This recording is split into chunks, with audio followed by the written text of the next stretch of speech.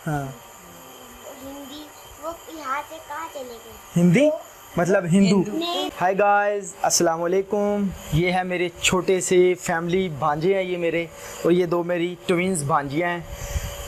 मेरा नाम अब्दुल हादी है। ये मेरा नाम अब्दुल गनी है। ये इसे मैं डड्डू बादशाह कहता हूँ। ये है एंड ये नैन। मैन। चलो मामू, आज हम क्या देखने वाले हैं? बच्चों, आज हम देखने वाले हैं स्टोरी ऑफ पाकिस्तान। ठीक है, वो देखते हैं वीडियो, उसमें उसकी सारी हिस्ट्री आपको मालूम होगी, तो उसके बाद फिर इसके ऊपर डिस्कस करेंगे। तो दोस्तों, आप भी हमारे साथ जुड़िए रहेगा। तो चलते हैं पहले वीडियो की तरफ, बाद में इसके ऊपर अपना हम लोग रिएक्शन देंगे और बच्चों का भी रिएक्शन लेंगे कि ये क्या चीज़ इसके ऊपर क्या ऑब्ज़र्व करते हैं इस हवाले से। तो चलते हैं वीडियो की तरफ, लेट्स स्टार्ट। कांग्रेस का यौम सयाह, हिंदू मुस्लिम इत्तेहाद और ताजे बरतानिया का धोखा। देखिए इस किस्त में। ये शान है, पता ना कौन है।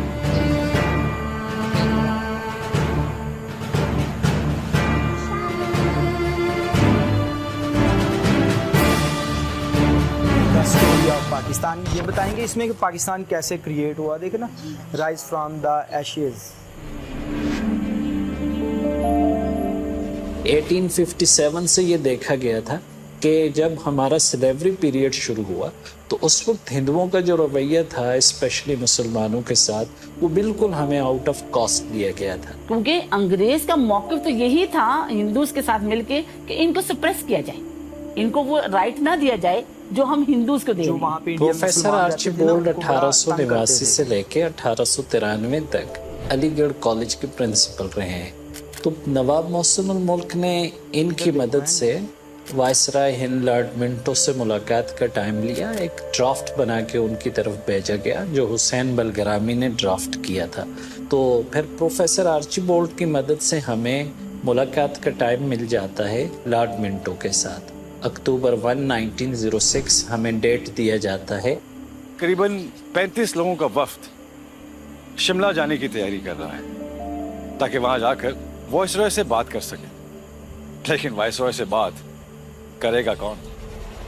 अब मुस्लिम लीडर्स जो कि इतने लीडिंग नहीं थे, इतने अंग्रेज से बातचीत करने के नहीं थे, नहीं 1 to 1 हुई, वो एकदम हक्का बक्का रह गए और उनको नाले पड़ गए। फैसला हुआ कि ये अंग्रेज के सामने सर आगा खान अपनी चीज को पेश करेंगे। इस मुलाकात के दौरान भी फिर मुसलमानों का मौक़िफ़ पहुंचा दिया गया था, जिसमें सबसे बड़ी ये कि अब हिंदुस्तान के मुसलमानों के लिए इलादा हक के इंतखाब वक्त की बहुत बड़ी ज़रूरत है। Separate electorate is the basic right of the Muslims of India. अगर आपका मिक्स इलेक्टोरेट होगा तो हिंदू मुस्लिम रेशो हिंदुस्तान में 1:5 का है। फिर जब अंग्रेज के सामने सर आगा खान ने ये कहा कि हमने एक पार्टी बनानी है, तो अंग्रेज सवाल ये किया गया कि क्यों चाहिए आपको पार्टी? जब इंटरनेशनल कांग्रेस बरसगीर में तमाम कम्युनिटीज की रिप्रेजेंटेटिव बॉडी के तौर पर मौजूद है, तो क्यों आपको चाहिए? आपको क्यों ये ख्याल पैदा हो गया? दूसरा बड़ा मुतालबा जो शिमला वफ्द में हुआ था वो ये किया था कि हमें आपके यहाँ जो एडमिनिस्ट्रेटिव पोजीशंस हैं इस पे मुसलमानों के लिए कोटा रखा जाए। कोई इतना आसान नहीं था वायसराय इस वक्त। अगर मैंने इनको सेपरेट इलेक्टोरेट की अभी इनको दे दी, बातचीत का दे दिया, तो ये तो बिल्कुल ही मेरे अख्तियार में नहीं रहेंगे, कंट्रोल में नहीं रहेंगे। उनके सेपरेट इलेक्टोरेट की मैं बात नहीं करता, ये मेमोरेंडम मुझे दे दें, पार्टी के लिए कि आपको इजाजत है, आप पार्टी बनाएं। मुसलमानों में एक करेज डेवलप हो गया कि एक डेलीगेशन अगर मुसलमानों के लिए अंग्रेज सरकार को मुतमईन कर सकता है तो एक पॉलिटिकल पार्टी जो कांग्रेस की तर्ज पे डेवलप कर ली जाए मुसलमानों के लिए तो कितना काम कर सकेगी। जब ये डेलीगेशन वापस आया तो वल्ले वल्ले कि जी अंग्रेज ने हमें इजाजत दे दी है एक पार्टी बनाने की। इतनी बड़ी सुर्खियां लगाई जाती थी कि वायसराय ने मुसलमानों को एक पार्टी बनाने की इजाजत दे दी। मुस्लिम लीग के कयाम के बावजूद कांग्रेस हर साल तकसीम बंगाल के खिलाफ यौम सयाह मनाती रही और 1911 में बिलाखिर पार्टीशन ऑफ बंगाल का फैसला रोल बैक कर दिया गया। मगर आप मुसलमान हिंद की मासूमियत देखें कि फिर भी चंद साल बाद लखनऊ पैक्ट में मुसलमानों ने कांग्रेस पर अंधा एतमाद किया और बहरहाल बाद में धोखा भी खाया। शायद इसी हवाले से हदीस भी मौजूद है कि मुसलमान एक सुराख से 2 बार डसा नहीं जाता। कि हिंदू कहीं भी कॉम्प्रोमाइज फॉर द टाइम भी तो करता था, फॉर द लॉन्ग रन नहीं करता। जिन्ना का सबसे बड़ा कंट्रीब्यूशन था जो लखनऊ पैक्ट था 1916 का, जब हिंदुस्तान की दो बड़ी सियासी जमातें यानी कांग्रेस और मुस्लिम लीग आपस में मिल बैठते हैं। कांग्रेस और हिंदू मानने के लिए तैयार हो गए थे कि मुसलमान एक अलग कौम थी। तो इन दोनों के जो मुतालिबात थे सेल्फ गवर्नमेंट के नाम पे एक दूसरे के करीब आने के लिए, उसकी बैक में अंग्रेज़ों की वफादारियों का खात्मा था। किसी भी वॉर के लिए कैनन फॉडर जरूरी होता है।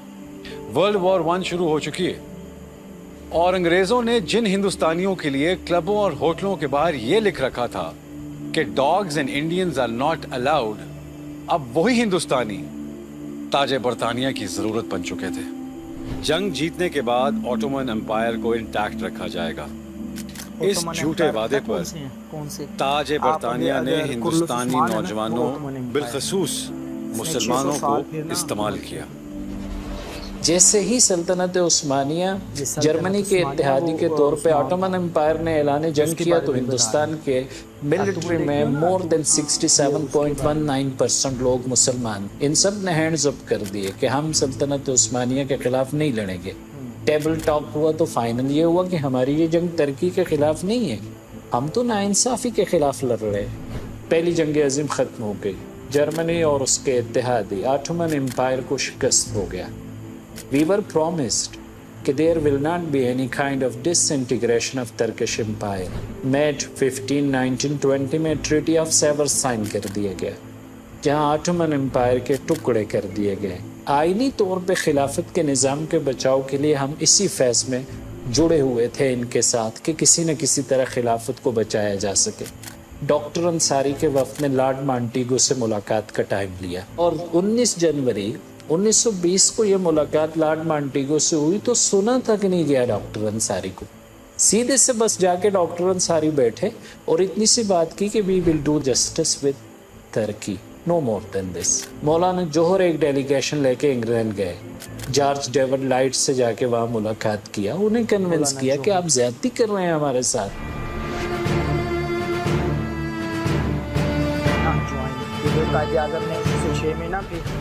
तकसीम बंगाल का फैसला वापस होना, लखनऊ में कांग्रेस का गहरी चाल चलना, ताजे बरतानिया का धोखा और सल्तनत उस्मानिया का टूटना।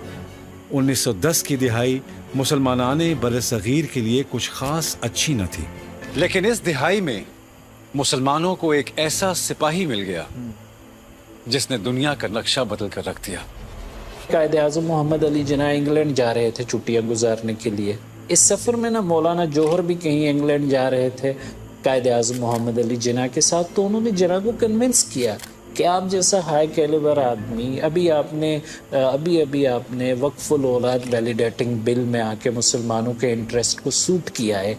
हम ये चाहते हैं कि आप मुसलमानों की एक बड़ी जमात मुस्लिम लीग के मेंबर बन जाएं। तो जिन्ना साहब ने ऑल इंडिया मुस्लिम लीग में शमूलियत के लिए जो शर्त रखी थी कि फिर आपको अंग्रेज़ों से अपनी लॉयल्टीज़ ख़त्म करनी पड़ेंगी, जैसे कांग्रेस सेल्फ गवर्नमेंट की बात करती है आप भी करें, तो फिर ये होगा कि मैं मुस्लिम लीग ज्वाइन कर लूँगा। मौलाना जौहर ने कमिटमेंट कर दिया, चूँकि मुस्लिम लीग में एक स्ट्रॉन्ग आदमी थे मौलाना जौहर। सो जिन्ना 1913 में फिर मुस्लिम लीग में शामिल हो गए।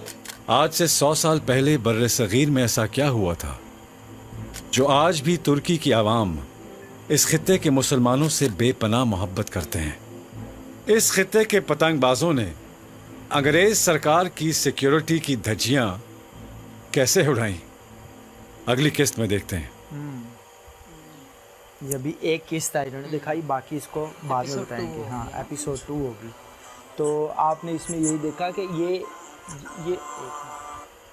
इसमें बच्चों आपने यही देखा है कि पाकिस्तान कैसे वजूद में आया। ये सारा एक इंडिया का हिस्सा हुआ करता था, तो हम वहाँ पे इंडिया और हिंदू और मुस्लिम जो होते थे वो इकट्ठे रहते थे। फिर मुसलमानों के ऊपर वहाँ पे जुल्म होते, तो फिर ऐसे यार राइट्स नहीं उनको मिलते थे।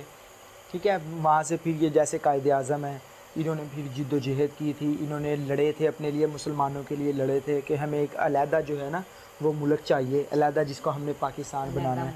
हाँ, तो फिर उन्होंने पाकिस्तान बनाया था जिसका फ्लैग एन आप अपने हाथ में लेके खड़े हो। तो ये उस तरह की स्टोरी थी। कैसी लगी आपको? बहुत औसम। अच्छी है, कुछ समझ आया आपको? जी। अच्छा अब्दुल हादी, आपका कोई इसमें कुछ समझ आई? आप क्या पूछोगे मेरा इसमें? एक सवाल है कि इसमें कांग्रेस पार्टी क्या थी?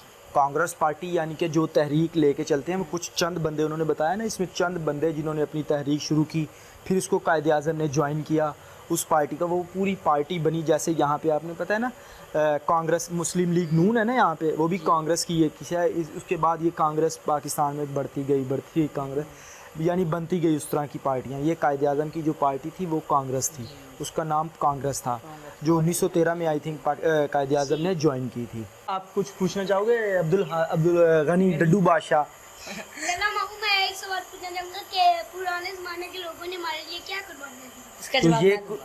अच्छा आप दोगे, चलो आए इसका जो हमारे पुराने ज़माने के लोग थे, उन्होंने हमारे लिए अपनी प्रॉपर्टीज़ की कुर्बानियाँ दी, अपने प्यारों की कुर्बानियाँ दी, और सारी जद्दोजहद करके पाकिस्तान में आए। राइट ऐसे ही है। बहुत से लोगों ने इतनी कुर्बानी उन्होंने अपनी प्रॉपर्टी, जैसे अब्दुल हादी ने भी कहा, बहुत सी प्रॉपर्टी जिनके जानवर उस टाइम मवेशीज़ होते थे ना, जैसे गायें वगैरह बकरियां, वो सारा कुछ छोड़ छाड़ के उन्होंने अपने जेवर होता था जो उन्होंने बनाया हुआ था वो भी छोड़ छाड़ के, ज़मीनें अपने सब कुछ।